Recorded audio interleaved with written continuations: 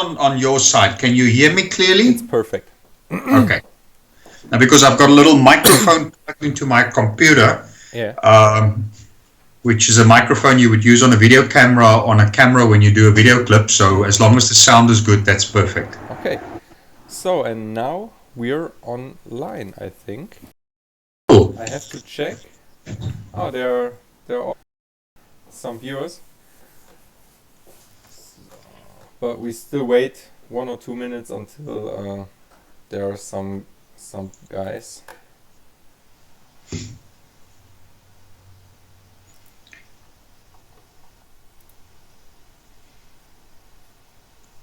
If you tell me which photograph you're referring to, then I'll have a look on my phone. Yeah, we do it like this.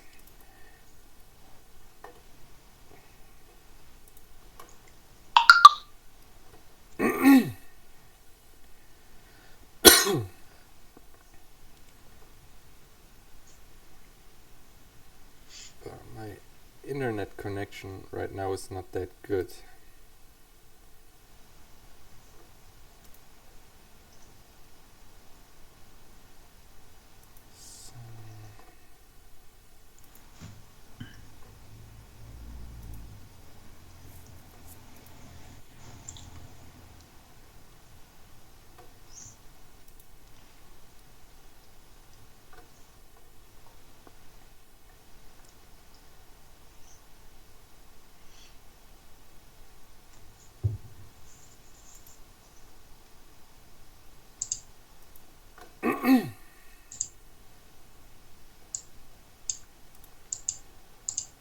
Okay, Gavin. I think you're ready. We are online. Which is a microphone you would use on a video camera, when you do a video clip. So as long as the sound is good, that's perfect. Okay. So, I would say we start. Good, okay. Let's rock and roll. Hallo Leute, herzlich willkommen hier zum neuen Video Live-Chat. Heute haben wir zu Gast Gavin Green, unseren Tourguide der Namibia-Reise. Und Gavin hat uns die 12 Tage in Namibia begleitet und vor allen Dingen 12 Tage auch mehr oder weniger durch den Trip geführt. Hat das sehr, sehr gut gemacht, ist ein sehr, sehr angenehmer Zeitgenosse und er ist Südafrikaner, spricht dementsprechend Englisch und ich hoffe natürlich, dass jeder mit Englisch soweit zurechtkommt. Wenn nicht, bitte kurz eine Info geben, dann übersetze ich das gerne für euch. Und ansonsten würden wir das Ganze einfach so weit wie möglich auf Englisch halten.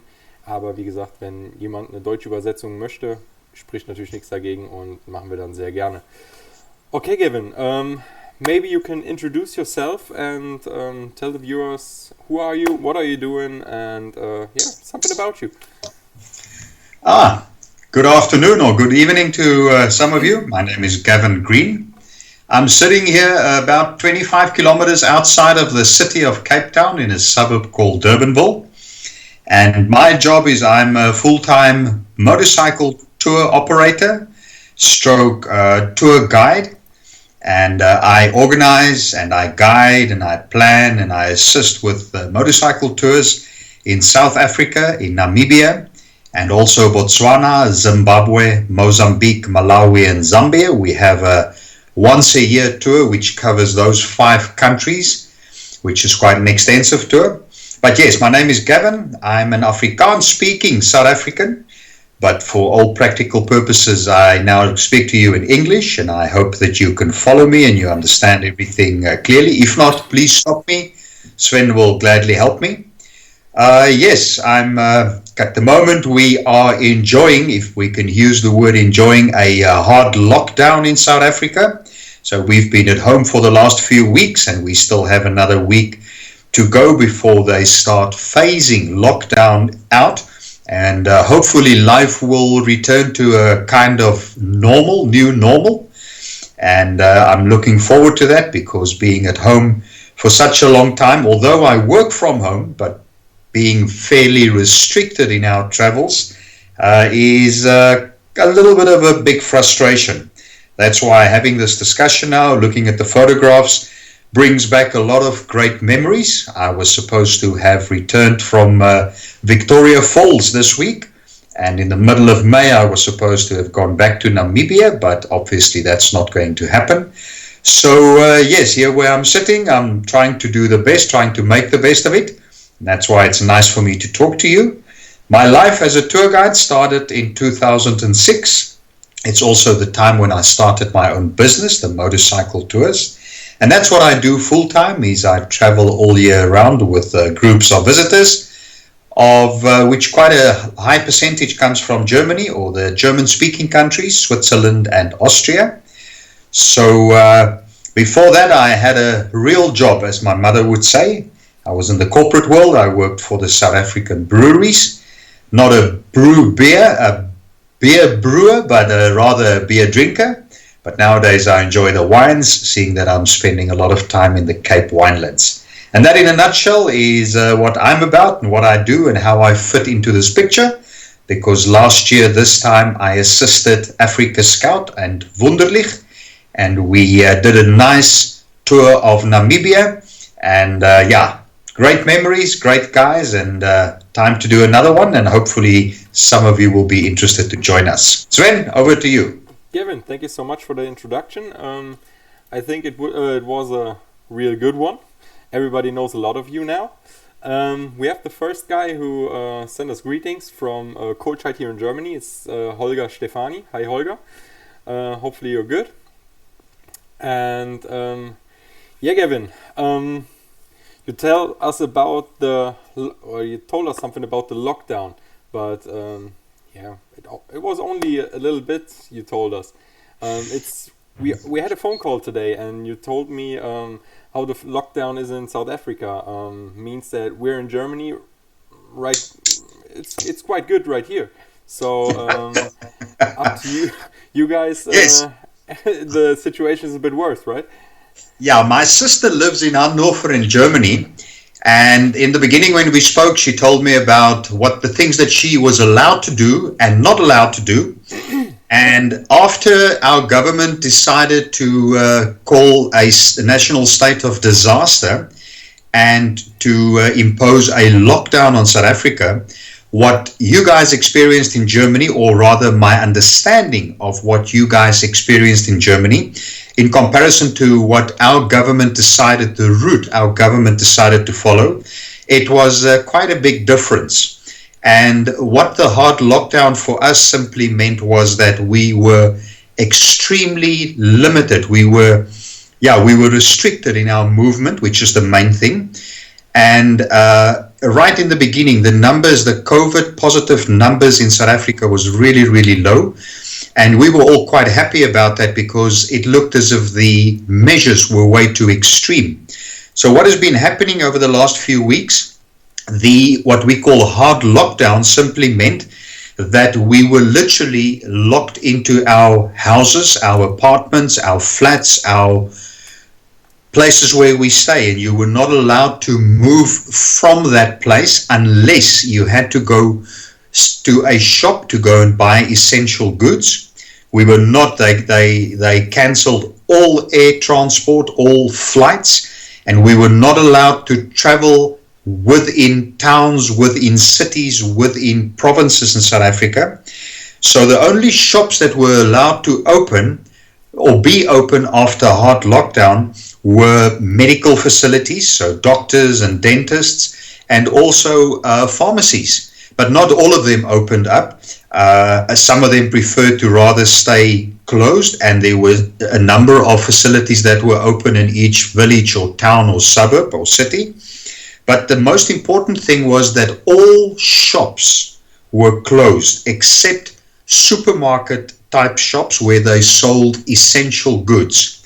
No alcohol was allowed to be sold by anybody, and no cigarettes. So you can imagine, if you prepare yourself for a 2 or 3 week lockdown and you buy enough alcohol and cigarettes, and the government then extends the lockdown and we're running into a 4th and a 5th week, that things were getting kind of dire. People were running out of alcohol, and they started brewing their own alcohol, asking for pineapple beer recipes and how do you distill vodka.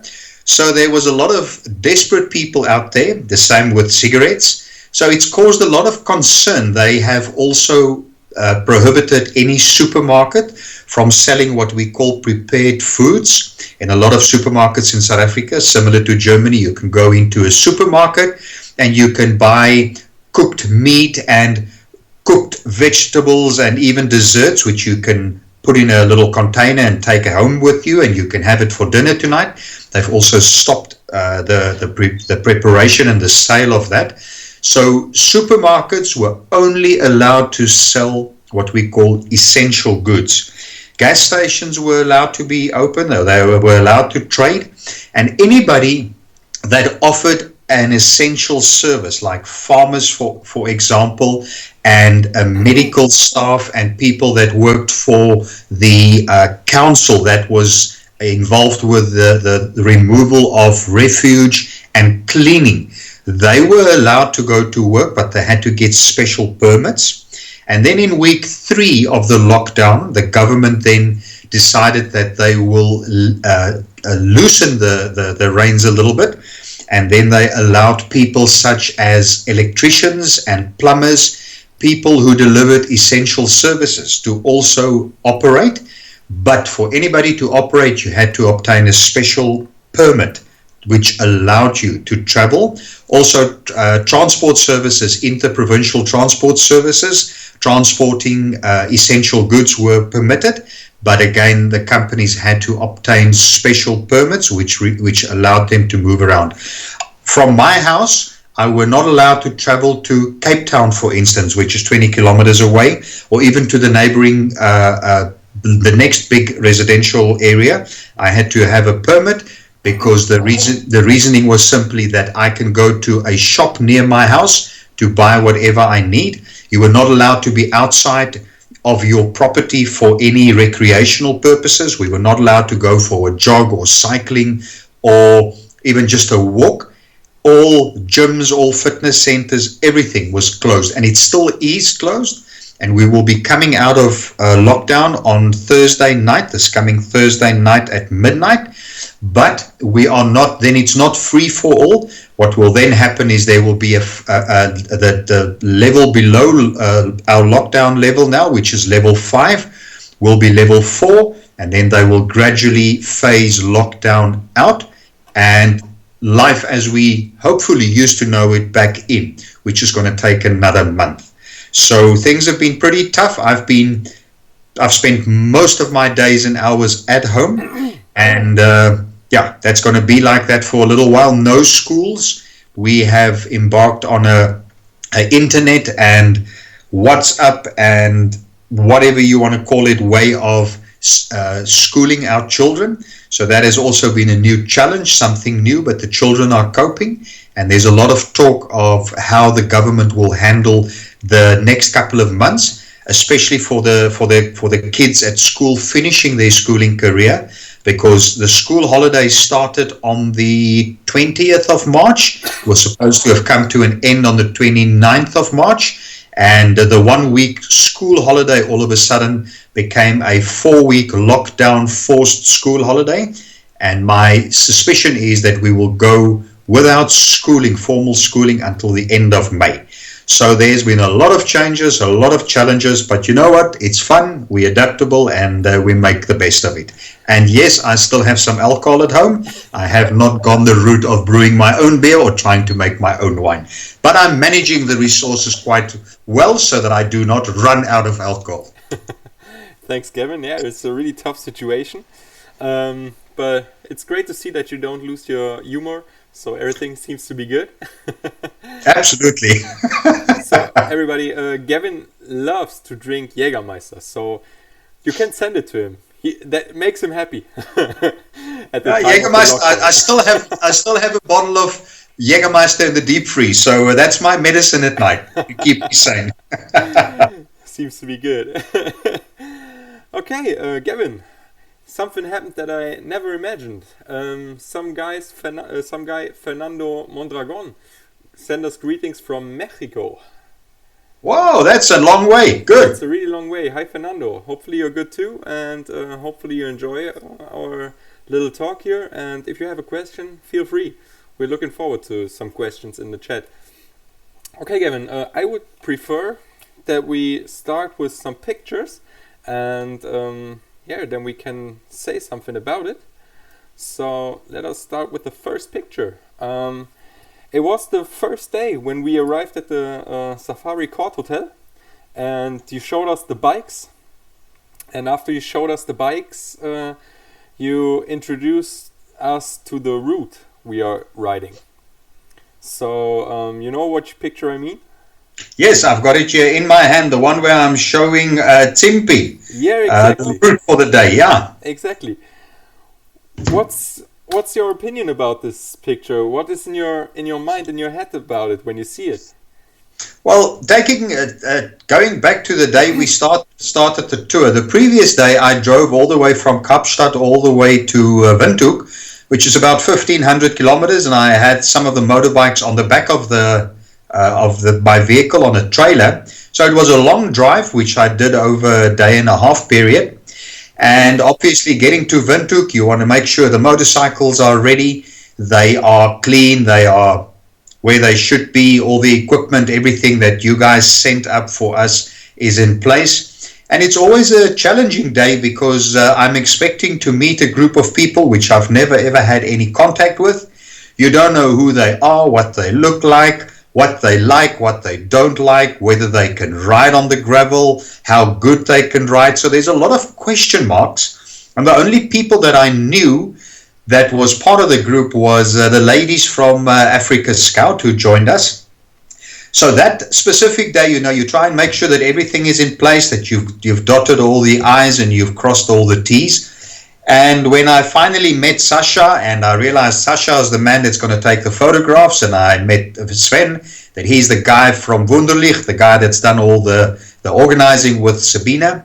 And I also met Rainer and Tsimpi, the guys from Munich. Then I started sort of saying to myself, okay, cool. We still have a lot of gravel ahead of us. We left Windhoek rather late-ish on the day. It was about 1 o'clock, and we still had a lot of riding to do. And in Namibia, one of the challenges that we often face is the heat. And you don't like doing too much riding in the late afternoon. That is Jägermeister time and having a cold beer. So preferably want to do most of the riding in the morning. So this photograph takes me back to that spot where it's always nice to give people some perspective on a map. You open a map and you can say, great, that's north, east, west, south, and this is where we are. This is in short the route that we're going to be following. But then saying, okay, great, today we still have to ride from Windhoek all the way down to a place called Gochas, which is in the southeast of Namibia. And we had the majority of mileage on that day was gravel. We only had about 30 kilometers of asphalt.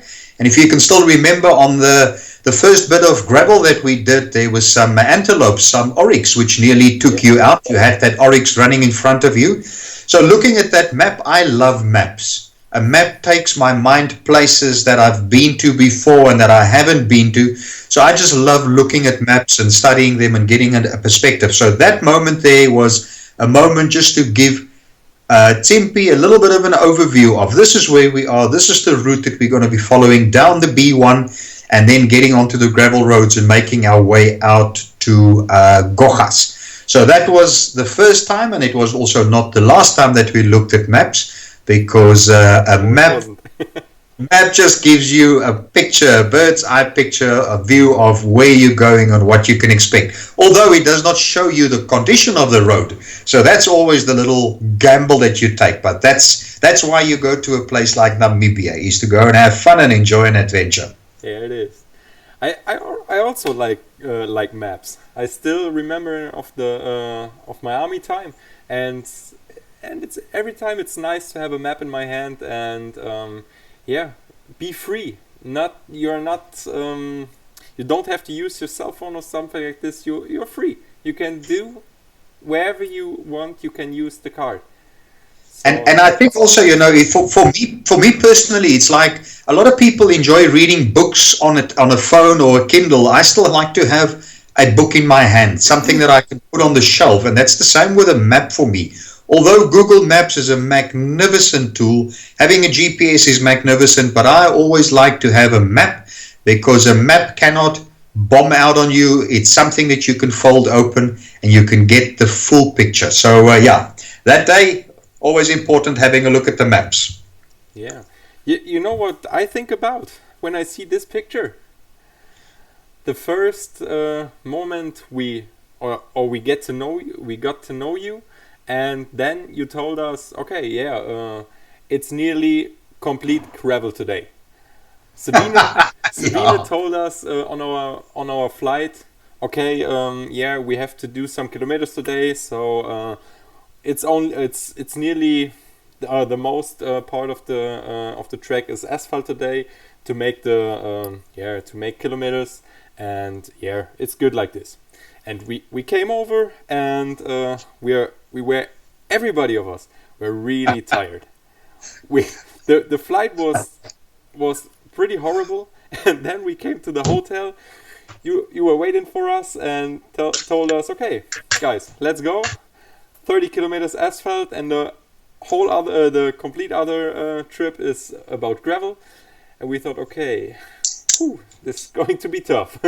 And seriously, the first day and the third day were the hardest days for us, I think, especially for Sasha and me. So, but it was a lot of fun. We did it for sure. That's it. Yeah, that's it. The first day we arrived in the twilight, but it was a nice tour. It was something like in German you say ins kalte Wasser geworfen. You know that? No. You were thrown into the cold water, and you had to swim. We say the English expression is you're thrown in at the deep end and you just got to swim. Yeah, exactly. And you see that's also one of the very important aspects of Namibia that people don't always understand. It's the same as when I cross the border on the Victoria Falls and beyond tour, and we go up Zimbabwe, Mozambique, Malawi, Zambia, Botswana, back to South Africa. These countries are not like South Africa, for example, where there's a little village or a town 100 kilometers or 70 kilometers or 120 kilometers at most. In Namibia, sometimes you have to cover quite a distance to get to where you want to get, and in between there's nothing. So if you have limited time and you want to see as much as you possibly can, and you plan a tour, then sometimes you have to cover these distances. I can remember a tour 2 years ago, also Namibia. On 2 of the days we had 500 kilometers of gravel to do. And you know what? In the beginning, everybody said, we won't be able to do it. And I said, well, you know what? We will do it. We just take it easy. And my approach is just simply, if you break it down into 5 sections of 100 kilometers each, and you manage your energy, you manage your distance and the speed, and you just accept the fact that it's not a race, that you are there to enjoy yourself, and some days might be longer than others, and you will have rest days, then you can do these distances, because being gung-ho and being full of testosterone will not benefit anybody. So you manage your resources, you drink a lot of water, you stay focused, and you have a lot of fun. And also, in a country like Namibia, I personally don't like to ride in a bundle, in a big group. Yeah. So if you can split the group in a way, because everybody knows exactly where they're going, and you have maybe 2 guys riding, and 5 minutes or 10 minutes behind them another 2 guys, so that you don't ride in each other's dust. And some people will be slower riders than others. If you manage the group dynamics and you manage the riding, your own energy level, drink water, stay refreshed, stop frequently, then it's really doable. But again, Namibia asks of riders to have some kind of off-road experience. I have taken people to Namibia who's never been on gravel, and I sadly heard that much too late. But we've managed to bring them or take them through Namibia. But of course, it is a lot more strenuous for them to do that than for somebody that has some gravel understanding, experience, know what the bike's going to do and how to react when the bike does certain things. But that day we did extremely well. And also, just hang in there and know that you can do it. Ask advice if you're not sure about the bike did this, what should I do, or what can I expect. And if the roads in Namibia in general, the roads are in good condition, and then you maintain a good speed. But fortunately for us, we were all experienced off-road riders, and nobody did anything stupid, and we managed our time and our resources, and we had a really good day. We did, and you said two things that I really liked.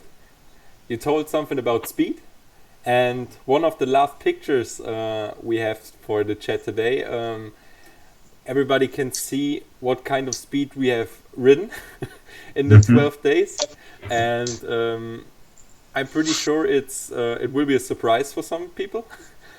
And the other part is also on the first day. I think in the same situation like on the picture. You told us something about you have to learn to read and throttle control and stuff like this. And I know what I thought about it at this moment. I thought, what the hell is this guy talking about? I want to ride my bike, I want to have fun, but why should I read any kind of road or throttle control? I still ride my bike like I do it every time. And seriously, I had to learn it hard way. After the first day, I knew exactly what you meant. And the tips you gave us were perfect, because I don't know what to say. I'm pretty sure I never had thought about it after the first day. You see, Sven, I'm looking through these photographs which you're going to be showing later on to the viewers, and there's one photograph which you took outside of Sossusvlei Lodge. Yeah. And one has to accept that in a country like Namibia has approximately 42,000 kilometers of official roads. Only 5,000 kilometers of the 42,000 kilometers is asphalt. So you can literally go from south to north, and in the center from east to west, and then in the south at the bottom, east to west, and then right in the north also east to west. And that's pretty much the total road surface that would be asphalt. The rest of the roads would all be gravel. And in Namibia, they class their roads into C category or C roads. Those are let's call them the main gravel roads. And those are the roads which the majority of tourists who visit Namibia and rent cars for self-guided tours would be traveling. Also, your bigger buses and your small, we call them minibus vehicles for tourist purposes would be traveling those roads. Then the next level of gravel road, which is below the C, is called the D routes. Most people would normally avoid the D routes because they are not as frequently and as well maintained as the C routes. And then you have the DD routes or the F routes, which is very, very seldom maintained by the authorities. So maintaining these gravel roads is a big challenge, and it costs a lot of money. It needs a lot more attention than what an asphalt road would need. And if these roads are carrying a lot of traffic and they are not well maintained, then us on the motorcycles will definitely pay the price, and even the vehicles. But also it depends on when last the country have had decent rains, and a lot of factors. So to predict the condition of the roads is very, very difficult.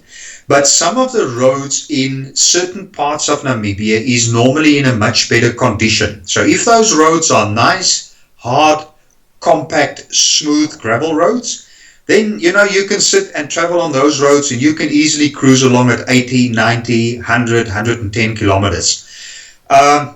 It's nice to travel on these, especially the motorcycles which we use for touring purposes, the 1250 GS, the 850 GS, as well as the 750 GS, which we fit with decent off-road tires for decent grip and longevity on those roads. So if you have the right tires and you have the right machine, then you can easily travel at speeds in excess of 80 kilometers an hour. But for me, it's very simple. The question is always, if you increase your speed, how quickly can you recover?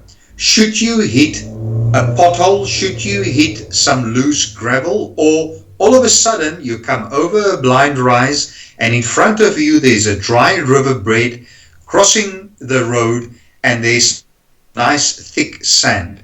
And sometimes then you got to think on your feet and you got to go through the drills within a split second.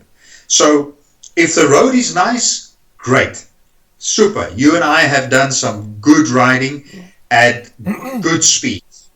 And those bikes were absolute dream machines on the gravel. The challenge is on the heavier bikes, when you do hit the corrugated sections, when you do hit the loose gravel, because that's where the trouble comes in, where you need to read the road and see where's the best line to follow. Where is it more compact?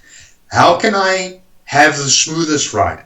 And the trouble which I find a lot of visitors from especially Europe experience is, if I'm riding in Namibia, in South Africa, we travel on the left-hand side of the road. But if I ride in Namibia and I try and read the road and I see, okay, I'm going down this long straight gravel road, there's no traffic coming towards me, because on a gravel road, the nice thing is you can see the dust and you can try and determine exactly how far this vehicle is. Sometimes in Namibia, I will go over to the right-hand side and sometimes I'll ride completely on the right-hand side of the road, because that at that point in time might be the best line for me to take. The problem is, if you travel with people who comes from a country where they travel predominantly on the right-hand side, then his instinct kicks back in and he thinks he's on the right-hand side. His mind tells him you're on the right side and the car approaching you should move over to the left. But the car approaching is actually traveling on the correct side of the road, and you should then default back to the left-hand side. So the briefing is always, if you read the road and the best line or the best surface is on the right-hand side of the road, go and ride there. But you always have to think, I have to go over to the left if there's a vehicle approaching me. Even more so when you're approaching curves where you cannot see any vehicles approaching, or maybe there's a couple of little ravines and gorges that you will need to travel through when in Namibia. And when you go into those little gorges and you cannot see what's coming towards you, it's crucial to stay on the left-hand side. Often we have accidents, or you'd hear of accidents, because of people traveling on the wrong side of the road. Then also another important thing which you mentioned or you touched on was the speed at which you travel. I've touched on it just now, but I have had two guys with me a few years ago who insisted that they are only going to be riding at 60 kilometers an hour on the gravel. And I must say I respected their choice, their decision, but the rest of the group understood the importance of using a little bit more speed, because if you have more speed, more momentum, it makes the ride smoother, and it can also make the ride much easier, because for me personally, the slower I ride, the more it drains me, because the more I need to work the bike and manage the bike. So if you can get experience, or you have experience and you understand that sometimes using a little bit more speed is better, and also understand the use of speed when you need to ride yourself out of what I would call trouble, some loose stuff, some loose sand or loose gravel, then you have learned a great lesson, or have mastered a great secret of riding on gravel, because slower riding on the gravel is not always the best thing.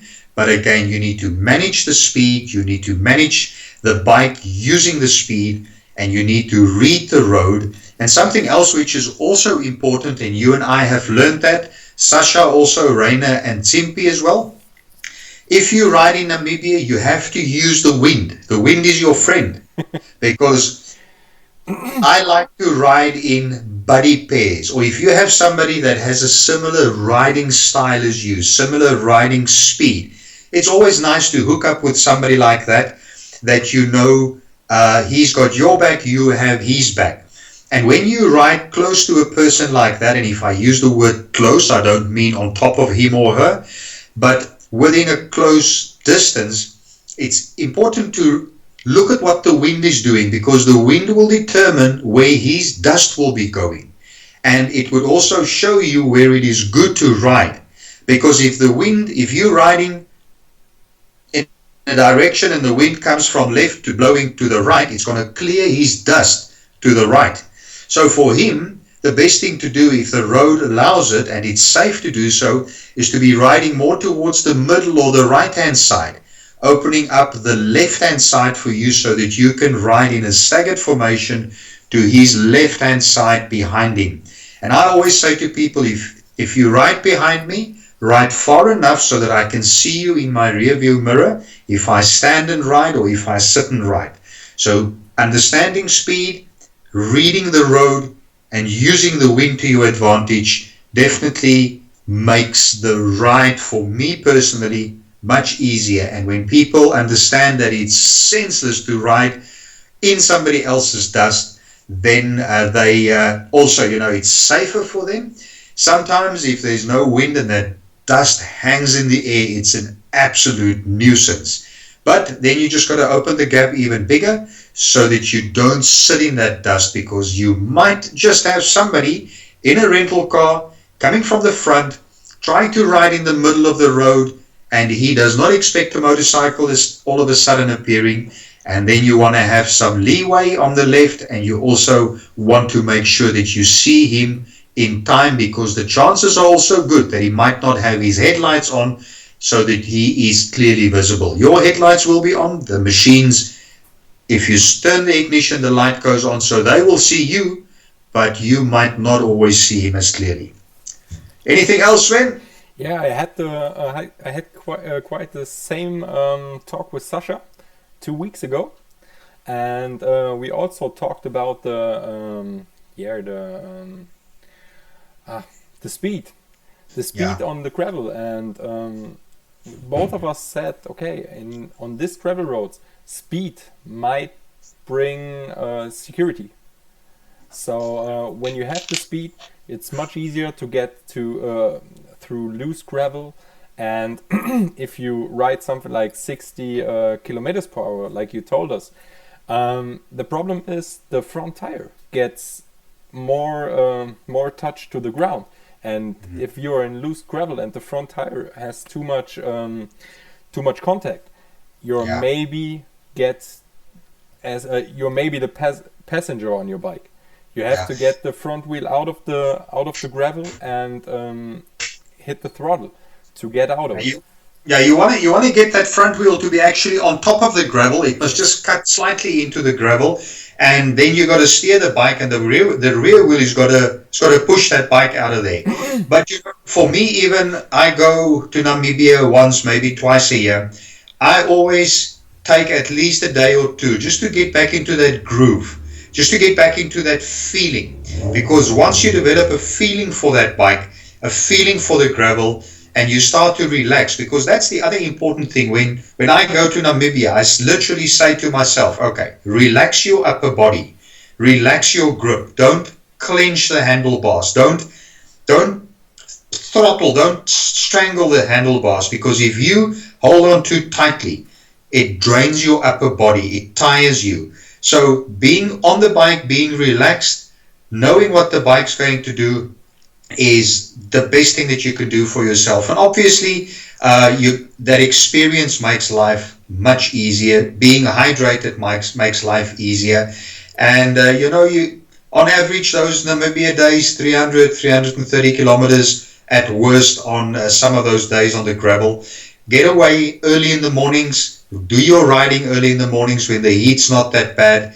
And the nice thing, what we did, which worked for us, was Timpi and Rainer. They were ready early in the mornings, and they would set off. They knew exactly where we would go to, where we would be staying. So they had sometimes a 20-30 minute head start, which was great. So they went out there and had a great time. They knew if there was any issues or any problems, we would be behind them. Then you and I and Sasha and sometimes you and Sasha and I was right at the back with a backup car behind us. That also makes life easier when you split the group up and each sort of riding pair, buddy pair, could ride at their own pace. But again, the dust thing. But when you're riding with somebody else, then it also allows you to experiment and maybe take the speed from 70 to 80, or try and get an idea what it's like when you ride 80, 90, or even up to 100. I find that if I sit at 100, sometimes 110, and all of a sudden I need to crank the gas and I need to get to 120, 130 just to get me out of that loose stuff which unexpectedly made or presented itself to me, then I can still get out of there. But then I slack down again and I sit there because I want to be relaxed. I want to enjoy the scenery. I want to see wild animals. I want to try and spot the oryx. I want to try and spot those kudus. I want to look at the birds. I want to see maybe there's some warthogs going to cross the road, because I don't want to hit a warthog either. So riding at an optimal speed where you're relaxed, you can enjoy what's going on around you, you covering some good mileage, some good distance, and you can enjoy those roads. Man, that is where you want to get, and it normally takes me a day or two just to get into that groove. Yeah, it's quite the same for me. I also need that. The first day was really hard for me to get comfortable with the gravel and the bike, but the second day was good, and there was some kind of flow, and that was a great thing. And now some friend of mine, Nina, sent us a comment. She said, okay, she has to try and to practice hard before she can go to Africa or to Namibia. But you should have. She's a S1000 double R rider, so maybe it's not the best bike for it. You need some experience in the GS maybe. But if you have, I had no experience in off-road riding. Before I went to or fly to Namibia, I had that one day with a enduro in next to your place, Nina, you know where, and but it worked pretty well. When you're a good motorcyclist, I'm pretty sure you get the thing done on gravel. Yeah. I think if you understand that there is a difference between gravel and asphalt, and the main difference is on asphalt you have better grip, and on gravel you need to work for your grip, and you need to understand what to do and what not to do. It's a little bit more complex than on paved roads. I am a firm believer in getting some kind of off-road training.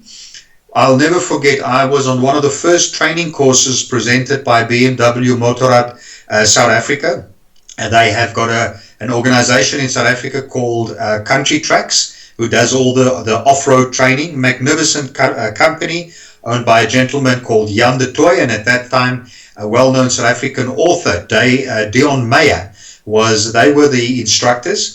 And I spent a couple of days with them going through the off-road training. And when I finished that training and I came back home, then I realized how much I learned about riding. Not off-road riding, but riding a motorcycle. So the training that I got, which was sold to me as off-road training, also helped me tremendously on paved roads, understanding why the motorcycle behaves in a certain way.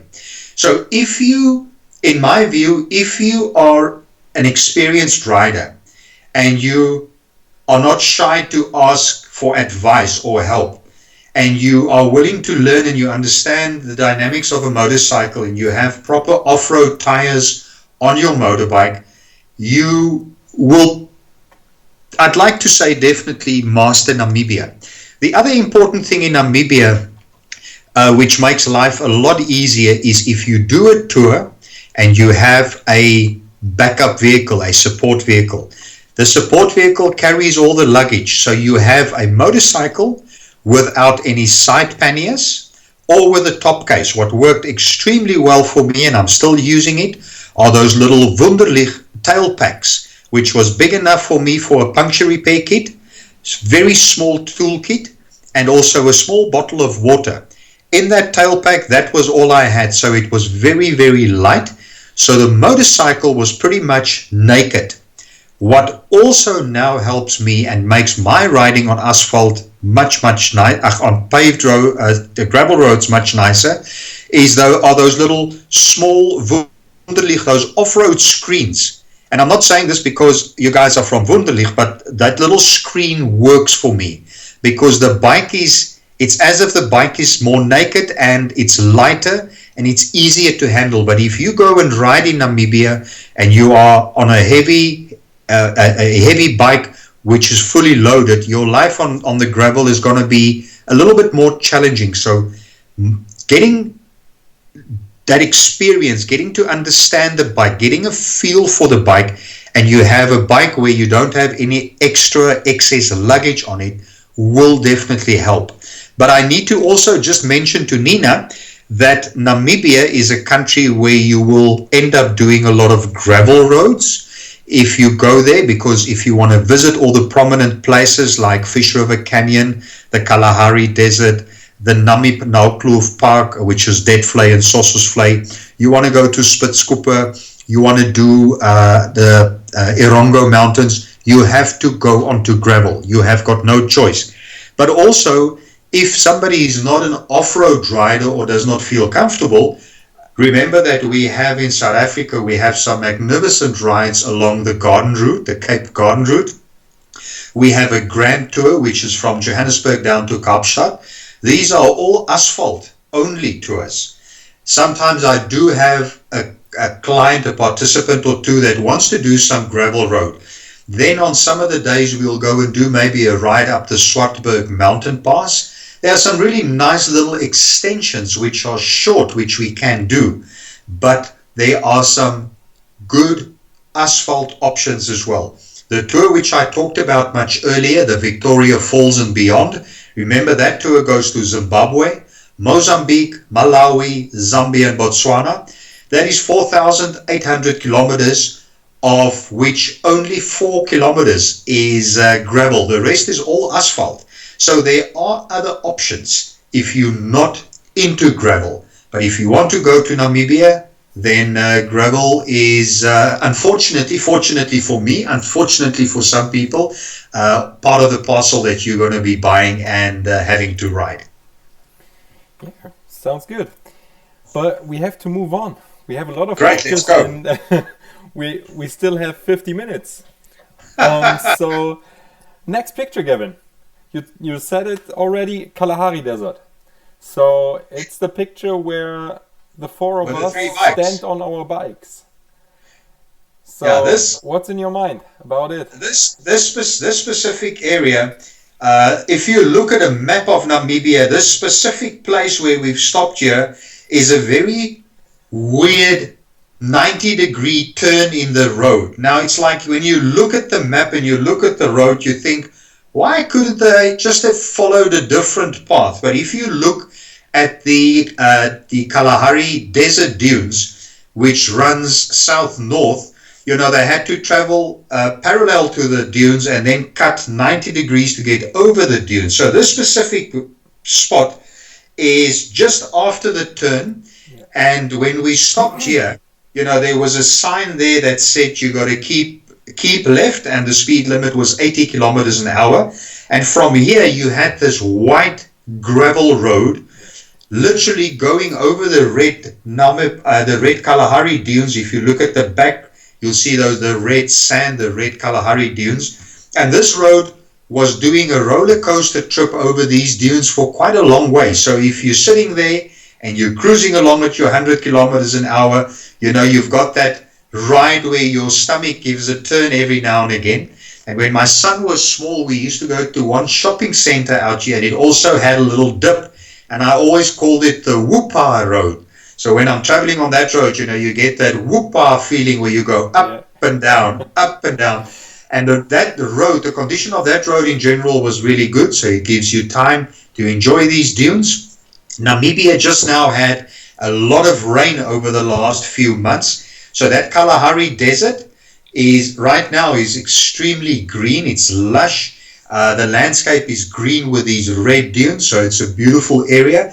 And if you want to look at a map of Namibia, if anybody has a map, if you look at the bottom right-hand side, in the southeast of Namibia, there's a little place called Kuis, which you spell K-O-E, and I think the E, you call it the umlaut. It has the little double dots on the E, S, Kuis. So that is the region. So from there we came more to the center of southern Namibia, to the biggest town in that area called Keetmanshoop, and that was the day we were making our way down towards the Fish River Canyon, if I'm not mistaken. Yeah, and that was also the day we're stopped in Uhlenhorst, I think, right?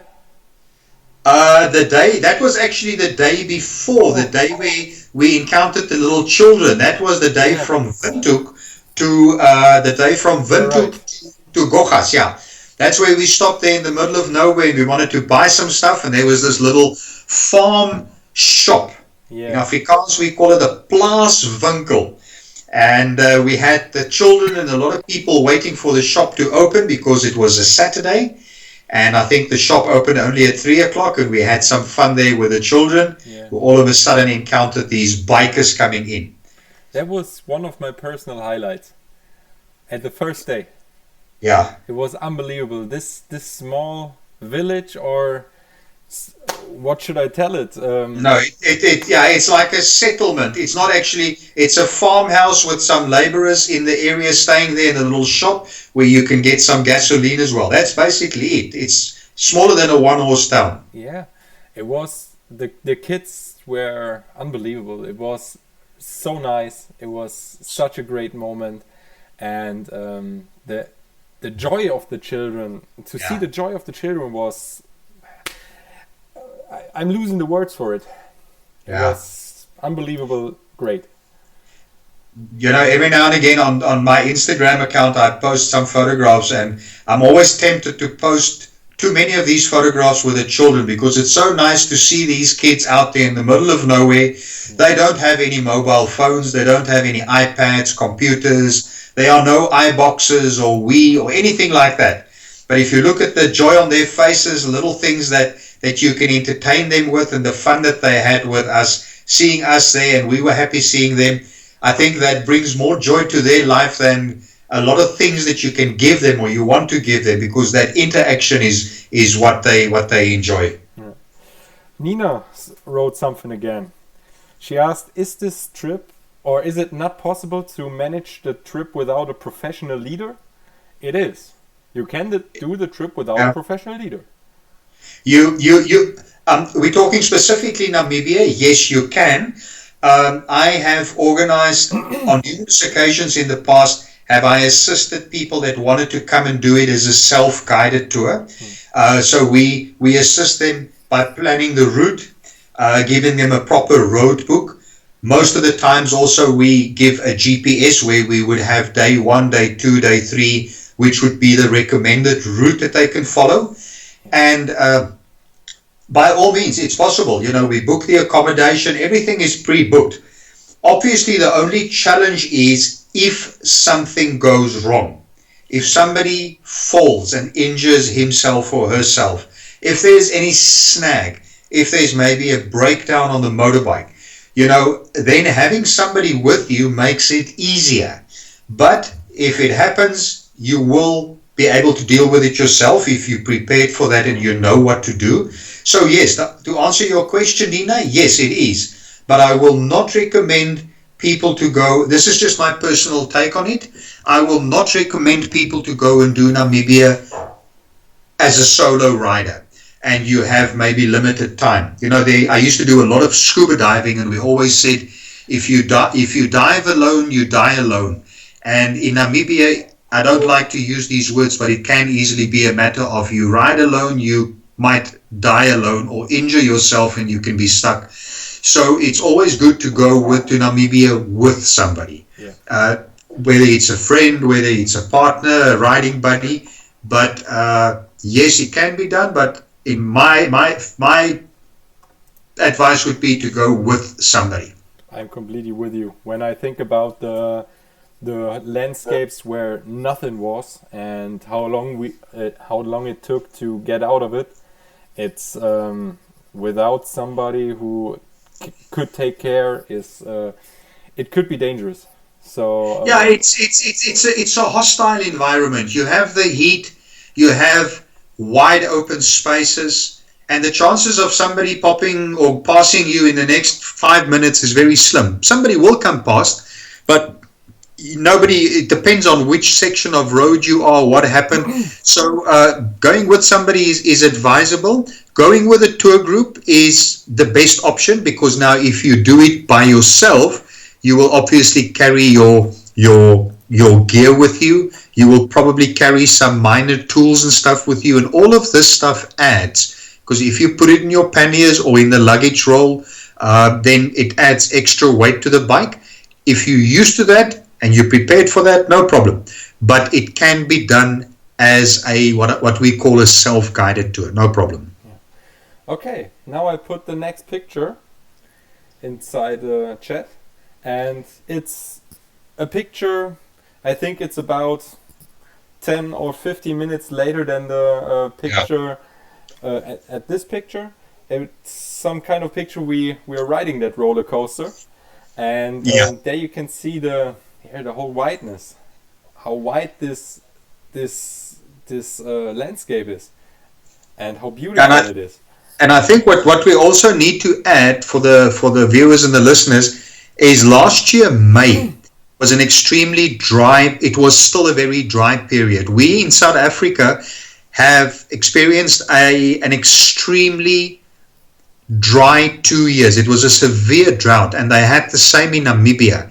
And last year, around about end of October, November, they started getting rain. They have just now, 2 days ago, had a lot of rain out in Uhlenhorst and as far down as Keetmanshoop. So the landscape which you're currently seeing on this photograph is dry, it's hostile, and you can also see there the three motorbikes behind each other. You can see the wind, you see what it's doing to the dust.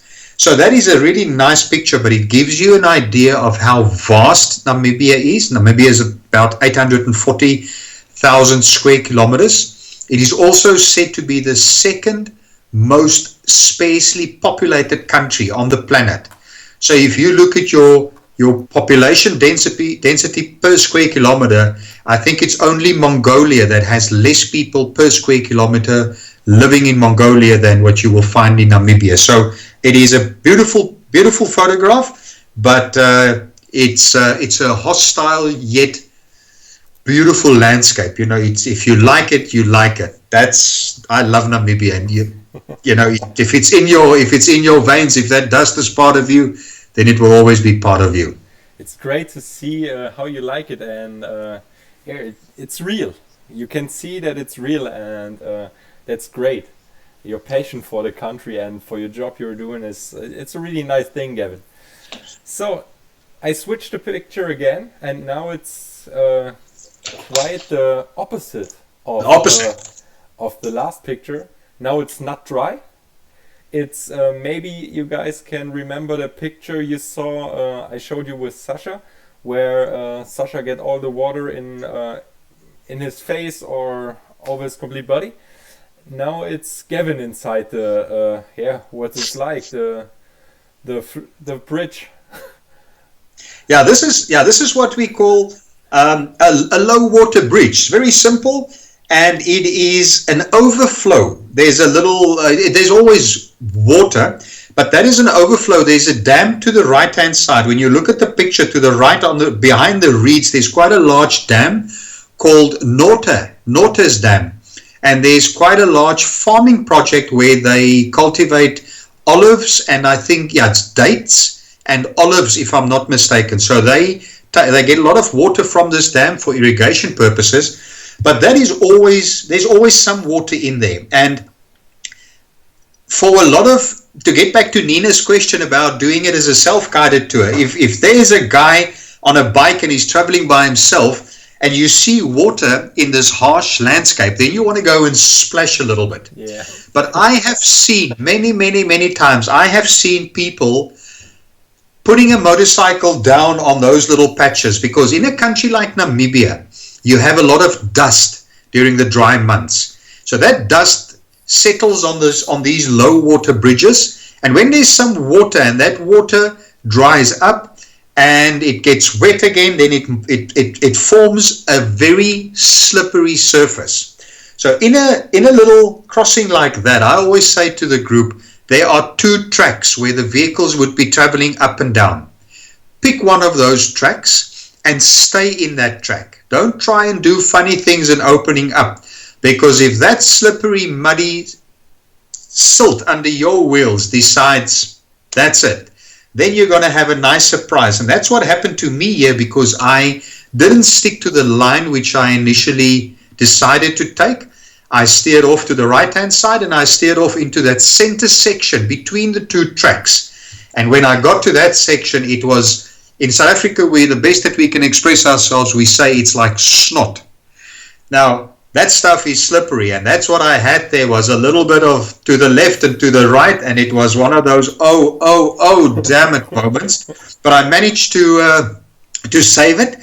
And I have seen often where people put their bikes down because they see water and they want to turn that throttle and they want to splash, and the next minute it's like level to the gravel. But yeah, we all managed to pick the right lines and stay off the slippery stuff. But that little crossing there, I did it in November last year, beginning of December last year again, and there was a lot more water. So because there's a lot more flow as well, there was a lot less slippery stuff under us. But again, I prefer to take it easy and make sure that I get out the other side. I don't mind being wet. I just mind being injured. That's the big thing for me. Yeah, it was a quite interesting moment when we saw you and you did that crazy drift through that water. we call it a little bit of bopping and weaving. Yeah. But it looked good, Gavin. You saved it. Everything was good. Yeah, well, it just reminds you that you're not as cool as you think you are. Yeah. I remember last year after that Namibia trip, I went to Spain for photo shooting for Wunderlich, and I thought, hey, I did 12 days on gravel. Damn it, Enduro Pro, and on the adventure, with complete mounted boxes, top cases, fully loaded. Enduro Pro, and I thought, okay, yeah, around that turn, I'm doing a drift. Ooh, I saved it, but the steering bar was completely to the one side. It was not possible to do it more, and it was really near to a crash. It was really luck that I saved it, but I think it was quite a similar moment.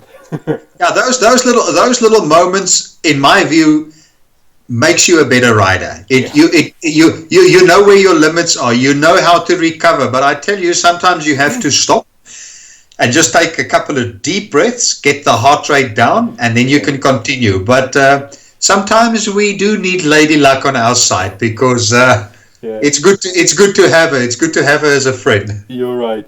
Yeah. Okay, next picture. Fish River Canyon with a beautiful sundowner.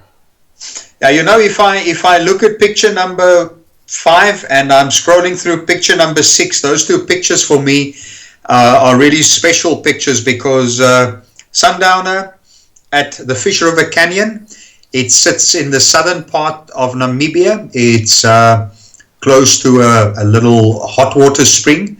Not that Namibia necessarily needs hot water springs. The temperatures out there would rather that you need a freshwater spring, which is not hot, but the hot water spring is called ice. And Fish River Canyon is said to be the second largest canyon in the world. Very similar to the Grand Canyon. It's a dry canyon. It is impressive. I've never been to the Grand Canyon, so for me, the most impressive which I've seen is the Fish River Canyon. In South Africa, we also have a very well-known spot known as the Blyde River Canyon. Not as impressive and as vast as you would get in Namibia, but the difference between the Blyde River Canyon in South Africa and the Fish River Canyon is that the Fish River Canyon is a very dry, arid environment, whereby the Blyde River Canyon is a green, lush, fertile canyon, if I can use that. So the Fish River Canyon is said to be the second largest canyon in the world, and it's also one of the to-do activities, the to-do places to visit on our tours. And we normally we stay at Cannon Roadhouse Lodge, and I like to first go to the lodge, get everything off the bikes, and then in the late afternoon take a ride out to the Fish River Canyon, which is about 30 kilometers away, and go and enjoy some sundowners there. And that's also the next photograph, which is probably for me the most iconic photo, which Sasha did on the trip, was that afternoon, very, very late. It was about 6:30, 7 o'clock that evening, before we came back to the Cannon Roadhouse, when he took some of these photographs on the way back. And we were riding in formation, you and I, and he got all the settings and everything right on the bike. And it was really magnificent getting back to the lodge that evening. And I can remember when we got back to Cannon Roadhouse Lodge, there was some really, really nice, welcoming, ice-cold Windhoek drafts waiting for us. Yeah. So, That was a good evening. It was a good trip. Short night, but a good evening. That was a good evening as well. Yeah, as you told already, this picture with the sundowner is also one of my favorite photos. It's really beautiful. But also the next photo, the night photograph of Sasha with the truck in front is unbelievable, and for me it's one of the most impressive things I remember of the journey is the sky with all the stars in night, and this picture tells everything about it. Namibia is world renowned for its night sky. I mean, there is so little light pollution. You know, if I just want to take a decent photograph of the night sky where I live here outside of Cape Town, I have to travel a few kilometers to get to a spot that would be kind of okay. In Namibia, if you stay at lodges like Cannon Roadhouse, you stay at Solitaire, Sossusvlei Lodge, you literally have to walk 100 meters from the lodge. Just walk into the dark, and then what happens above you is just mind-boggling. You know, if you know a little bit about the night sky, or if you have one of the apps on your phone, what you can see and experience there is magnificent. I went and I bought a similar camera to what Sasha had, and I have now slowly but surely started to master some of the functions of this camera.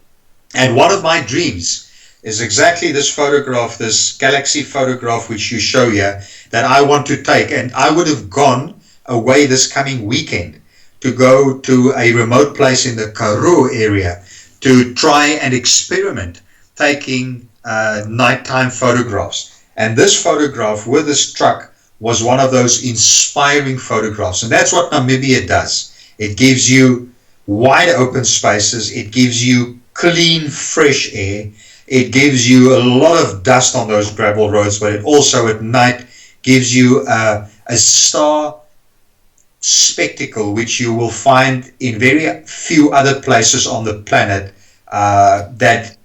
It's just super. So this photograph, I 100% agree with you on that one. Perfect.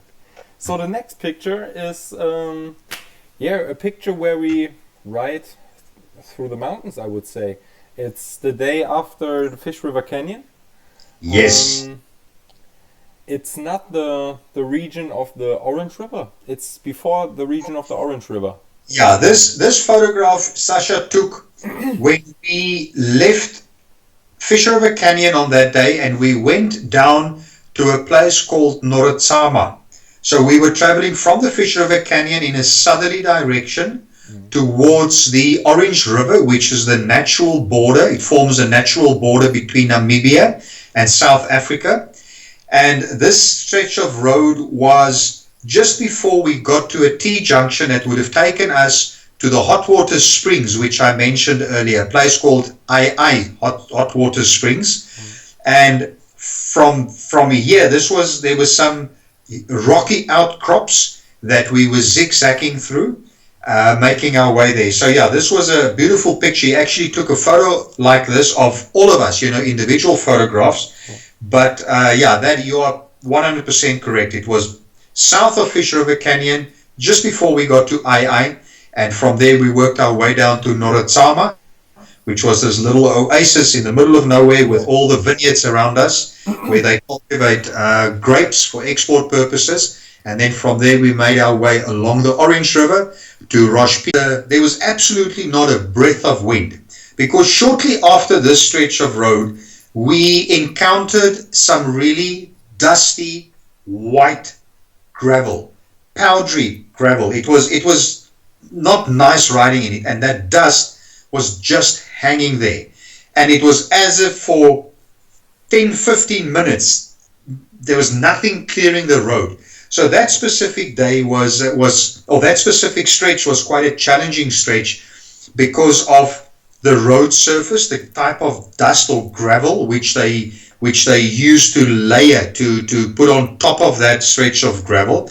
But we encountered that after this picture. But you're 100% right that this picture is enough proof that the dust is just hanging there, sitting there. And it is a beautiful picture.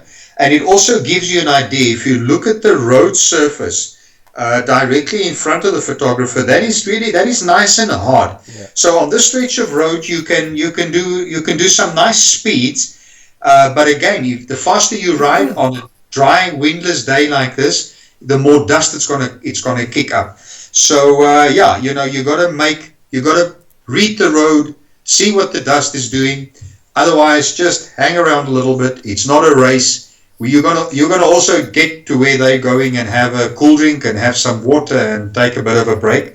But it's rather safe than sorry, and hang back and try and avoid as much dust as you can.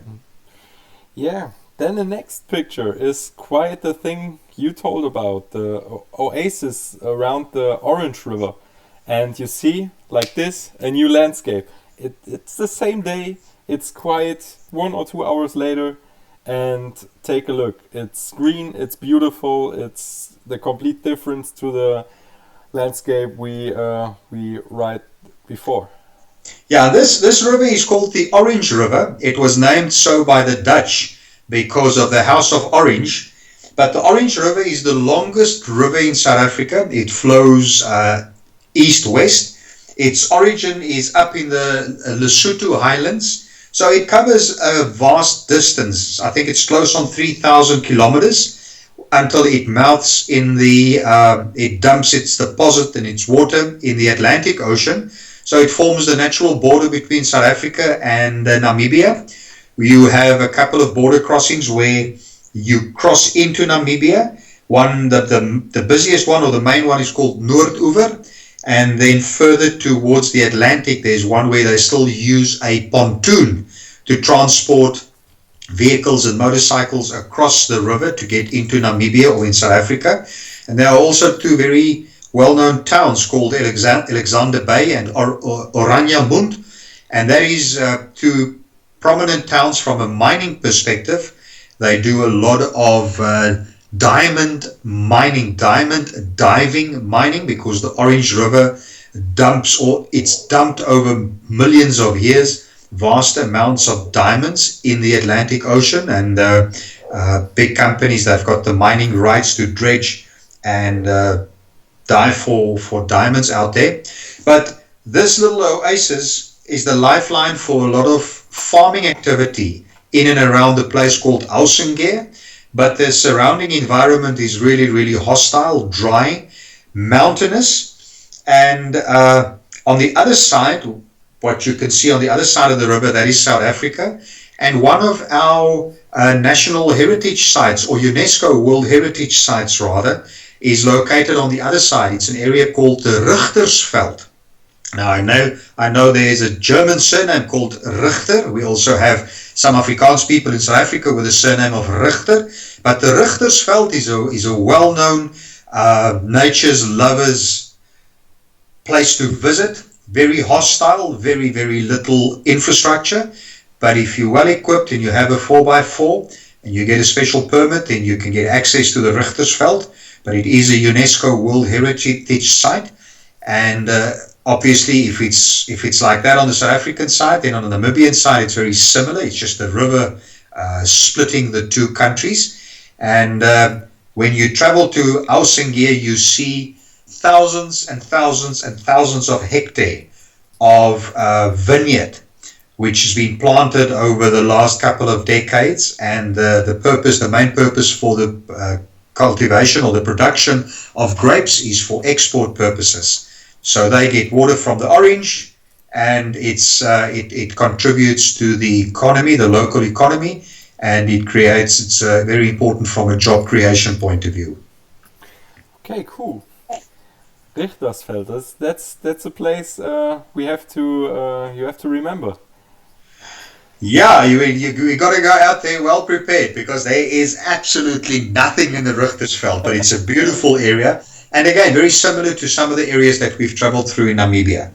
Okay, so the next picture, I jumped to some really special picture. It seems like you're screaming or something like this. I don't know exactly what you are doing. Who, me? Yeah, you. You see that picture? Yeah, I'm actually looking at it, picture number 11. I'm looking at it on my phone because I can't see it on my computer. Yeah. So, that was outside of Aus, correct? Yeah, I think so. Yeah, that was the day. Yeah, what we did there was we were traveling directly into the sun, and that is the road that goes from Aus to a coastal town called Luderitz. Luderitz, in Namibian terms, is very important from a fishing point of view.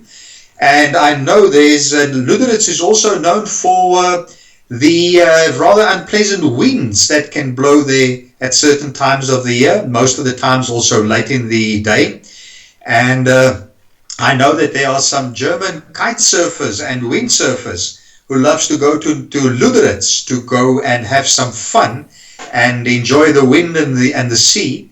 But outside of Luderitz, there's a small historical town called Kuhlmannskuppe, which is an historical mining town. And many, many years ago, there were people that lived out there, and their sole purpose was to mine diamonds. But they didn't have to dig deep mines. They were literally walking around at night, crawling around in the moonlight, and they were picking up the diamonds in the desert sand when it was shining in the moonlight. So Kuhlmannskuppe, associated with the diamond mining activities, that entire area is still known today between Luderitz and Oranjemund, is still known as the Sperrgebied. It's not permitted, nobody's permitted to enter that area, only people working there. And if you want to enter that area, you have to do so with an escort, and you have to get special permission. You have to apply to enter it weeks in advance, and you cannot get in there unless you have an escort and you have special permission from the mining authorities. But that stretch of road also takes you past the well-known viewpoint for the Aus, the wild horses, or the feral horses. There are a couple of theories how these horses ended up in the desert, but the most popular one is that they were left behind by the so-called German Schutztruppe, who was based there, and they were shipped out from Luderitz, and they were instructed to kill the horses, but they just couldn't get it over their hearts to kill these horses after they've buddied with the horses. You know, they formed a relationship, and these horses looked after them, transported them, and they then set the horses free, and these horses eventually became wild. They've been studied extensively. They are rather unique, and you can go and Google the wild horses of Aus. And there's a drinking hole just off the gravel road that you've seen, the paved road that you've seen there. It's a short gravel stretch. And then normally you can get up close and personal to these horses. And of course, if there's water in the desert, then you will also get various other animals that would come to this watering hole. But yeah, this stretch of road also brings back fond memories. Sasha and I took some nice photos there, enjoying the sunset and making our way back to Aus. And again, when we got back to Aus, there was some nice Windhoek draft waiting for us. Yeah, and the next picture it's nearly, I don't know how to say it. It's a nice picture, but it shows a really hard riding road, but I can really good imagine how my feelings were after I have ridden it. When we came to the Sossusvlei Lodge and I get off my bike, put the helmet down, and I still was like, damn, that was crazy. That was unbelievable crazy. Because it was the worst road I've ever ridden, ever in my life. But I think I've never had so much fun when I rode a bike like there. Yeah, I think I know exactly what you mean. Is when you get where you're going to stay, because we stayed at Sossusvlei Lodge for 2 nights, but you get to Sossusvlei and you take your helmet off and you say, damn it, that was horrible. That was shit. Yeah. And then you say, man, but it was great. It was unbelievably great. And what happened there was the day when we left Aus, that morning early, we stopped in a place called Helmeringhausen. Yeah. And that stretch of road was nice, but it had not loose gravel, especially just after we turned off the asphalt onto the gravel. You have this loose upper layer, which is sandy. So you have about 4, 5, 6 centimeters of loose sand. And obviously where you have vehicles traveling on the sand, they form shallow sand and little deeper sand. And we had quite a bit of that, because there it's mind over matter. That bike is going to be it's going to be playing mind games with you. So for me, the best normally is to do what they taught me. You stand up, you sit slightly back, you throttle up a little bit, and you sort of let that front wheel run on top of the sand, and you just steer the bike. So that was nice. And then from Helmeringhausen, we had a nice ride, and we also went through the mountains. We went past some farming activity, and on the right-hand side of that picture, you see a little farm property. And in that part of the country, the farms are huge. Those farms can be anything between 10, 15, even as big as 20,000 hectares. That is huge. But the scarcity of water, the scarcity of natural vegetation demands of you to have large or vast tracts of land to be able to farm. And there they mostly farm with karakul sheep. Now, in the old days, karakul was used, a little karakul lamb was used it was killed at a very young age for the jackets. What do you call it? The karakul.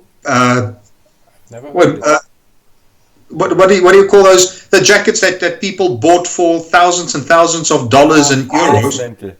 Yeah. So, but nowadays, I mean, it's just not the in thing to do and the in thing to go. But people still farm with karakul sheep out there. And then before we got to a place called Beta, that's when we started getting these loose, corrugated sections where you hardly got any traction. I mean, that rear wheel was all over the show.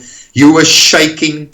You were trying to pick lines, and you see a line on the left, and you go there, and then you see, no, there's no line, and you move to the right. So we were literally all over the show. We stopped in Beta. We had something to drink, something to eat.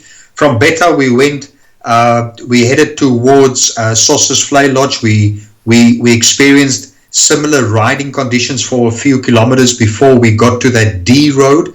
Then we met up again with, I think it was the C13, heading towards Sossusvlei. We had the same corrugated, loose gravel sections with deep gravel. and it was mind over matter. You know, you stand up, you look up, you freaking just hang in there and ride it and try and pick the best line. And all that you could do was just say to yourself, let's get this over and done with. Yeah. And eventually, after some good riding and some crappy riding and some horrible riding, we made it. Yeah, and that was heaven for 2 days, being at Sossusvlei, relaxing, good food, lots of meat, lots of beer, beautiful sunsets. That day, last year, November, I had exactly the same experience. I knew that there was a little oasis waiting for us, but you guys don't know that because you've never been there. Yeah. But you got to sort of crawl over the glass and freaking walk through the thorns before you get there, and that was exactly what we experienced. It was beautiful. And after the 2 days at Sossusvlei Lodge, we moved on, and we came to a place where Sabi and you told us there is the best Apfelstrudel in Namibia.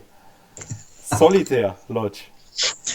Yeah, Solitaire is another little oasis. Let's call it a God-forsaken place, which is very, very important because it's pretty much in the center of Namibia.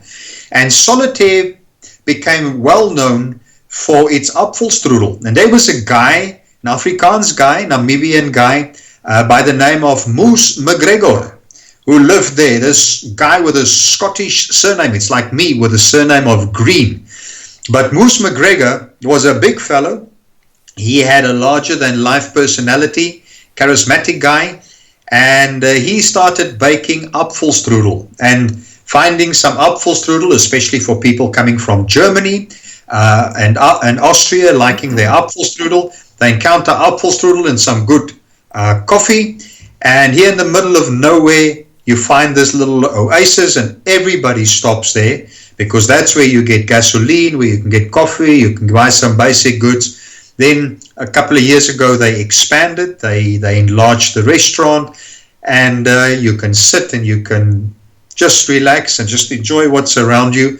And you know, from there, you either go to Sossusvlei Lodge or Sossusvlei, the Naukluft Park, or you go to Windhoek, or you go to Marienthal, or you go to Swakopmund. So that's basically where all roads lead to and where all roads cross as such.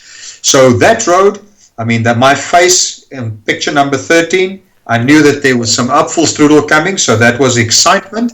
And I had this riding buddy called Sven who managed to take the most horrible pictures of you when you least expected it. But I have forgiven him for that because he bought me some Jägermeisters. Yeah. But then if you go to picture number 14, you'll see that is also pretty much the road which led us to Solitaire. So I know my face was like that because of Apfelstrudel, but I'm pretty sure there would be other riders whose faces would look like that because of the corrugated section which we encountered, which is in picture number 14.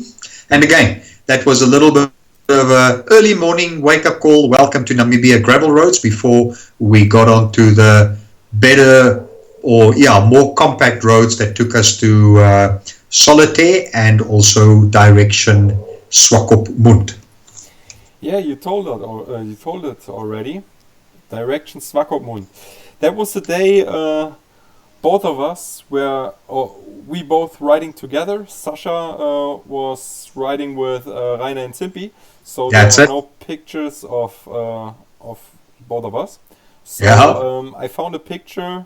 I still remember the entry of the block at that day. I call it the moon landscape, and yes. And I see the picture where I think it's Simpi riding in some kind of that moon landscape outside of the street. And, that's number 16. Yeah, it is. It's number 16. Yeah. And he's in the middle of nowhere. I have no idea where it is. This picture, looking at it, this picture looks very much like the moon landscape. There are two little passes or gorges The one is called the Kuisep, and the other one is called the Gaub Gorge, which is halfway between Solitaire and Wallfish Bay. And this picture which you took here, behind him in the background, looks literally like a moon landscape. But also that moon landscape extends from where we were on this day to close to Swakopmund, because outside of Swakopmund, there is an area that is officially known as the moon landscape. And it is a protected area, and they have actually barred motorcycles from going in there, because guys would go off the road and they would go and ride in this landscape and do a lot of damage.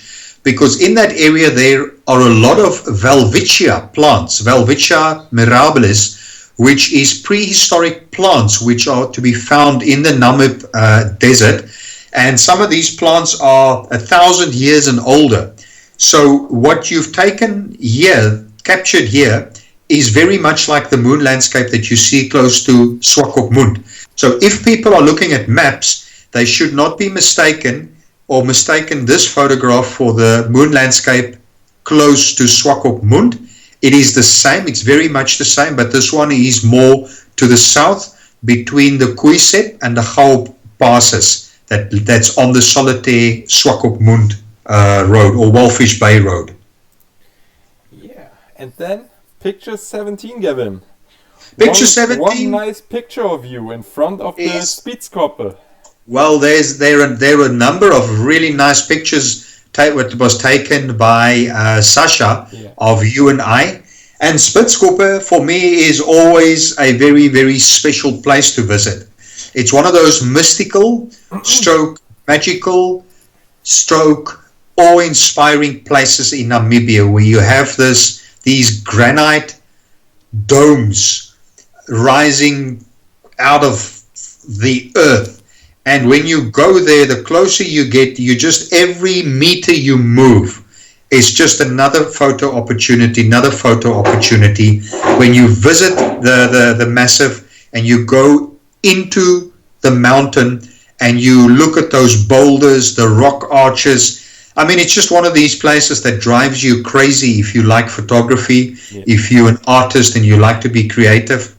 And when I went back there in November last year, beginning of December, you turn around and there's a picture. You walk 5 meters and there's a picture, and then the sun and the cloud comes and they plays along. So Spitzkoppe to me is a magical place. I love it. It is a little bit out the way, that sometimes you have to make a slight detour to get there, but it's a detour that is worth your while. Absolutely. I've got no doubt in my mind that when people visit Spitzkoppe, they will not be disappointed coming back. So yes, the photographs, the little video clips which you have made, that you've posted showing some of your photographs where you were having fun with a 1250 on the road from and to Spitzkoppe. Magic photographs, magic place, one of my favorites, absolutely. Spitzkoppe was really, really nice place. And when I first came there, my first thought was, okay, that looks quite similar like a Western movie. So the landscape looked something like this, like an Indian movie. It's it was really cool. And also really cool was, I know for you guys it was a bit annoying because I nearly needed about 1.5 or 2 hours for my jump picture, but we did it, and we also got a really nice picture of it, I think. And let's move on and have a look. But you see now the way that I reason in life, if you didn't need an hour and a half for your jump picture, we wouldn't have seen that nice sunset in picture number 18 where you and I managed to cross that railway line, and Sasha took some magic photographs. Yeah. And this photograph, definitely one of my favorite photographs. Yeah. And you know what makes this photo so special for me is the angle at which Sasha took the photograph. So there's, you look at the road, you look at the railway track, the sun behind, there's so many components in this photograph that makes it special for me. And let's face it, we did arrive at Kaliombo Lodge quite late in the evening, which was also fun because we had this little bit of night riding in this dense bush, this dense vegetation. We didn't know where we were going. We hoped we were going in the right direction because the rest of the group were there long before us because we were having fun. Before that picture, you remember this upset farmer? Who yes, jumped in his car and came to the door and asked, "What the hell are you doing?" Yeah, that's part of life because I mean they're not used to people riding around that late in the afternoon or when it's sunset. So yeah, we had some good fun, and again, another favorite photograph of mine. Yeah. And if I show people photos of that trip of ours, I mean, first I go there, I say, you got to give me a break and let me just show you my favorite pictures, and then we can get on to the others. But this one is definitely one of those. And again, all credit goes to Sasha for his expertise in how he did it. Yeah, Sasha is a genius with a photographer. He's a master, absolutely. Yeah, and you already said it, Kalyombo Lodge. Oh no, Kalyombo camping site. The place from Hans Dieter. Yeah. The next picture. This was one special night for me. It was, I know the guy is not the easiest one, but the whole landscape that he has, the 6,000 hectare landscape, it's crazy. And also the tents we slept in, and the water hole 50 meters in front of our tent, it was mind-blowing. When it took me about 1 or 2 hours in the night to find sleep, because I always looked outside the tent and saw some shadows, and it was not that I was scared. It was just different. Yeah, it was different, and it was really nice. Real. It was crazy. Yeah. And there was nothing like, how is it called, the thin material that you can look through. In German, it's called Fliegengitter. It's fly netting. Yeah. Yeah. That was Mosquito all that was netting around us. Yeah. Yeah, you see, I think looking back to that evening again, that was a first for me to go and stay at Kalyombo. I've never been there. So for me also, riding in the sunset, looking for a place that I've never been to, and you're not seeing any road signs that indicates you're getting near to Kalyombo. All I know is it's on the road where we are. Yeah. And then all of a sudden you see a sign that says Kalyombo 5 kilometers. And you say, great, thank you, we're on the right track. We're on the asphalt and we carry, and then the next minute you get the turn off and you go into the bush and you're heading towards the mountains. You don't know how far it is, but you know that you're on the right track. There are animals around you. A small antelope or a kudu or oryx might cross the road and it's low light. So you have all these things that you need to keep in mind. Then when we got there, Hans Dieter came out and he greeted us. And then, we encountered this typical Namibian hospitality, warm, welcoming hospitality, having a beer, food's getting ready. And that is also, what we try and incorporate into our tours, because sometimes you have to stay at the bigger lodges. Sometimes you have to stay at a hotel. Sometimes there's an opportunity for you to go and stay at smaller, remote places where you get to meet people who live there, people who understands the heartbeat of where they are, of Namibia, that can tell you stories, people that understands the hostile environment, people that understands how the life they live and the life that you live when you go back to Germany or to Mexico or to Austria or to Spain, how that life is vastly different. But people who are happy, people who are content. And that evening, what we experienced there was true Namibian hospitality. No show, no commercial type of stuff. People offering a service and caring for us, giving us their best which they have. The next morning, breakfast and everything. That was truly a nice evening. You guys went out for a little drive with Hans Dieter. Yeah. And got to know a little bit more, or got to know the property better, which is really unique.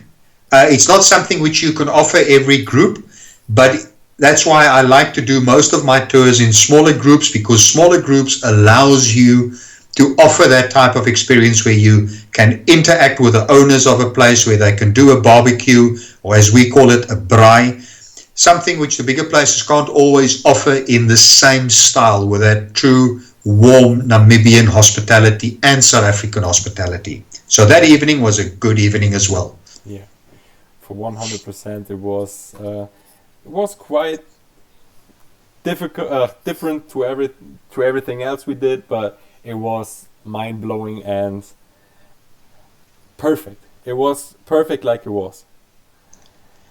Yes, next picture. Picture 20, Gavin. I'm not going to say anything. It's completely your turn right now. Yeah, picture number 20 is quite an interesting one. We stayed at this lodge called Etosha Safari Lodge, which is a few kilometers south of Etosha National Park. The idea was to expose the group to Etosha, which is a well-known park, one of the oldest national parks in Africa. Beautiful area, once again. Scarcity of water, vegetation, the landscape is slightly different to what you will find in the southern parts of Namibia. But this specific day, the morning when we left Etosha Safari Lodge, you have to follow a paved road, which is a narrow, windy road, and it's quite windy getting out from the lodge to the main road, which is about 3 kilometers or so. And I was looking around, not paying too much attention of what was ahead of me. And as I came around this blind corner, this curve, the next minute there was this huge giraffe smack bang a couple of meters in front of me. Well, that was definitely one of the closest encounters that I've ever had on a motorbike. My most exciting encounter that I've ever had was in Botswana, when I was riding through the Chobe National Park on this paved road, and a leopard crossed the road about 80 meters ahead of me. That was like mind-blowing. But this giraffe is one of those that I will remember forever, because it was close. I managed to brake, but also the poor giraffe managed to get out of my way. And like I said to Sven earlier, if it was a small antelope, a kudu, or maybe a springbok or so, they're pretty nimble. They can move around quickly. They're fast. They can get out of the way. But this huge giraffe standing in front of me was not that fast, but we managed to avoid each other. He disappeared very, very quickly into the thicket and made himself scarce. But I only afterwards realized what happened there, because in that moment you just go through all the motions to try and avoid an accident or riding into this poor animal. But yeah, looking at this picture, seeing the giraffe standing there in the distance, I think I was far happier than what he was to avoid that accident and be on my bike and make my way down towards Windhoek on that day. Sven had a better picture, that's why a better view. That's why he still has a lot of fun reminding me about what happened that day. Yeah, I'm really angry about myself, because the GoPro was not filming at this moment. When you did the emergency brake and the giraffe ran over the street, I thought, fuck, what the hell? I still missed the GoPro. That was not a good moment, but it's in our mind, Gavin, so we will never forget it. Everything. And we've got the picture. And we have the picture. Yeah, next picture. I hope you still have that thing that I gave to you. Absolutely. We moved to a new property, so I cleaned out a lot of stuff, and a lot of stuff I got rid of. But this shirt of mine, it's actually, if I stick my arm out now and I open my suitcase, which is 1.5 meters from me in the cupboard, my Wunderlich shirt is there, along with some other good stuff. So yeah, nice memories, and It was a great trip. We definitely need to do it again. That's for sure. For 100%. Zabi is planning something, I think. Yeah, we're talking about doing a trip in South Africa. Yeah, she told me. And once we've dealt with COVID-19 and things are back to the new normal and we know what's happening and what's going to happen, we'll be furthering our talks and looking into doing something similar, but this time maybe along the garden route or South Africa garden route off-road type of stuff. It would be great to have the same group as we had in Namibia. This would be really great. Would be we'll a make lot of fun. Yeah, memories. Yeah, memories. New memories then. Yeah, and the last picture. This is one of my favorite pictures of the journey. It's the dashboard of my GS. And it's when you think about what kind of roads we hit and where we ride or rode our bikes, and you see these numbers on the dash, it seems to be crazy in the first moment, right? Yeah. Yeah, and I think the nice thing about this picture, you nearly, after we loaded the bikes, you wanted to take that picture of your TFT screen, and you nearly forgot about it. Yeah. Fortunately, you didn't. You jumped back on, switched the bike back on, and took that photograph. Yeah, if you go and you look at the roads we covered, the amount of gravel we did. Yes, we did on the last day, we did a couple of 100 kilometers of paved road.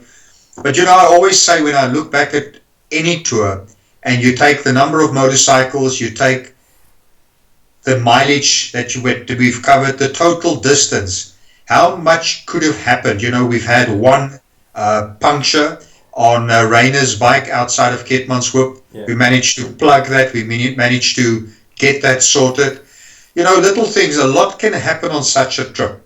But the dynamics of the people on the trip, you're spending on our tours between 11 and 17 days in each other's company. And we need to tolerate each other, and we need to give each other space. We need to understand each other's sense of humor, what we like, what we don't like, whether you want a beer or a Jägermeister or whether you don't drink any alcohol. Yeah. People having different levels of experience, not off-road experience, but riding experience. I see more and more female riders coming into the market that's not been riding for that long. I even see older guys coming into the market not been riding for that long, or maybe they rode a bike, a Motorrad, when they were much, much younger, but for many years they haven't been on a bike. Now they get back into the motorcycle touring.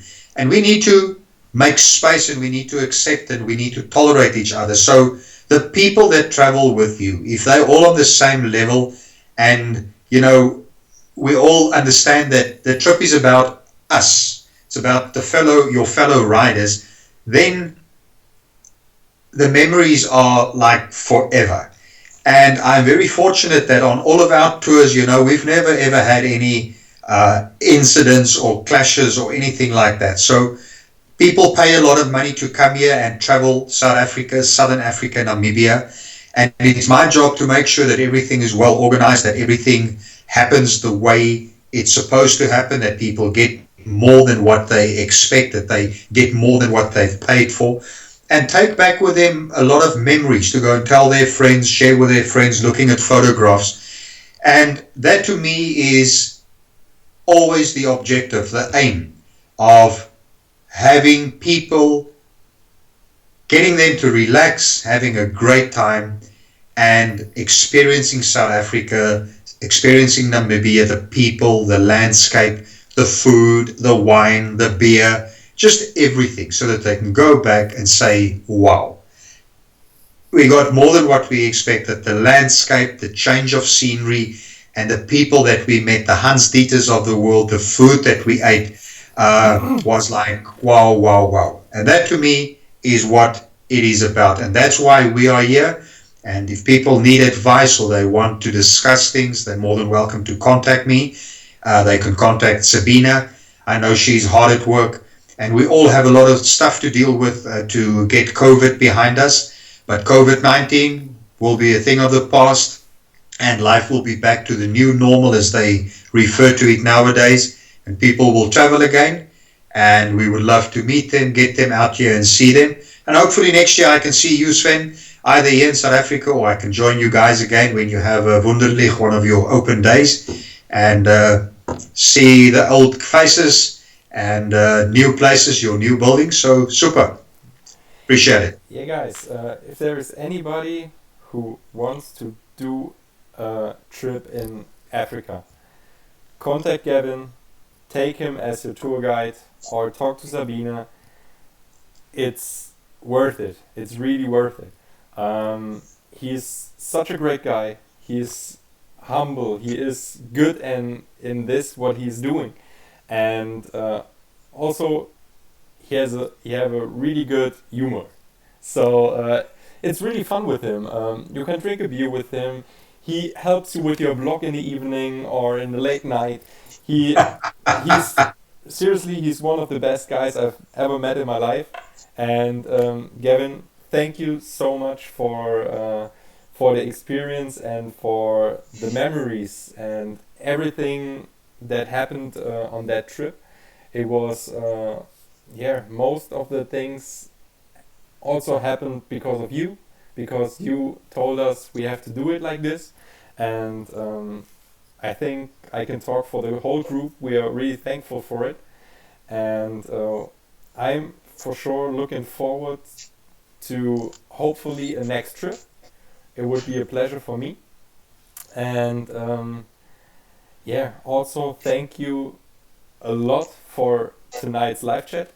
This is the last live chat of the WÜSTENTÜMMLER series, and I think it was a great last episode for our viewers, with some guy like you that can talk about the trip and give a lot of information better than I can, or Rainer or Sasha could do. So we are really happy for your help, and I'm really thankful that I met some guy like you, and I'm looking forward to the next time. Great. Thanks for the opportunity. I really appreciate it. I'm sure that our paths will cross in the next couple of months somewhere. Hopefully. If anybody wants to have a chat with me or have some questions, I'm on Instagram, and you can also find me on Facebook, Swartberg Biking. And give me a shout, send me a message, go and see the photographs which I post on Instagram, and it should tell you and show you what we're doing down here in South Africa, operating from Kaapstad, Cape Town. And good. Keep well. God bless, and stay safe. And I hope that soon life will be back to what it should be. Great. Thanks, Sven. Keep well, eh? Thank you, Gavin. Thanks, Yes. everybody else. We hope you had a good time. And if there is some question, just let us know. Also, if you can't find Gavin, just write me a short message and I give you a